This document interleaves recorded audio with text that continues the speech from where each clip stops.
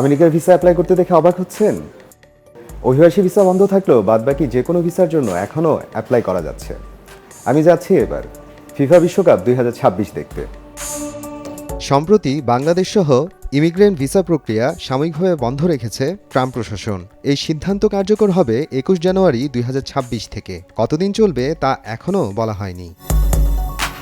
তবে অনেকেরই ধারণা বন্ধ হয়ে গেছে আমেরিকা যাওয়ার সুযোগ। তবে এখনও বিভিন্ন ক্যাটাগরিতে যাওয়ার সুযোগ থাকছে বাংলাদেশিদের হাতে। স্টুডেন্ট ভিসা বন্ধ করা হয়নি। F1 ও M1 ভিসা পুরোপুরি চালু আছে। বাংলাদেশি শিক্ষার্থীরা আগের মতোই আমেরিকার বিশ্ববিদ্যালয়ে পড়তে যেতে পারবেন। তবে ভিসা ইন্টারভিউতে এখন একটু বেশি প্রশ্ন হতে পারে। মেধা, অর্থনৈতিক সক্ষমতা সবকিছু ভালোভাবে দেখবে অফিসাররা।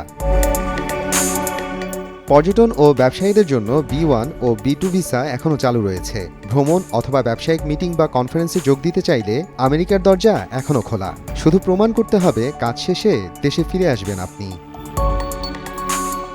দক্ষ কর্মীদের জন্য H1B ভিসা নিষিদ্ধ নয়। বাংলাদেশি আইটি বিশেষজ্ঞ, প্রকৌশলী, চিকিৎসকরা এই ক্যাটাগরিতে আবেদন করতে পারবেন। কিন্তু বড় সমস্যা হলো এই ভিসার ফি বাড়িয়ে করা হয়েছে $1,00,000, প্রায় 1 কোটি টাকারও বেশি। ফলে আমেরিকান কোম্পানিগুলো বিদেশি কর্মী নিতে আগ্রহ হারাতে পারে।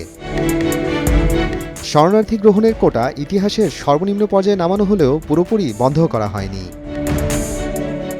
ভিসার আবেদন করতে পারলেও সেই ভিসা পাওয়া যে নিশ্চিত তা কিন্তু নয়। সঠিক তথ্য এবং পূর্ণাঙ্গ আবেদনই বাড়াতে পারে আপনার ভিসা পাওয়ার সম্ভাবনা।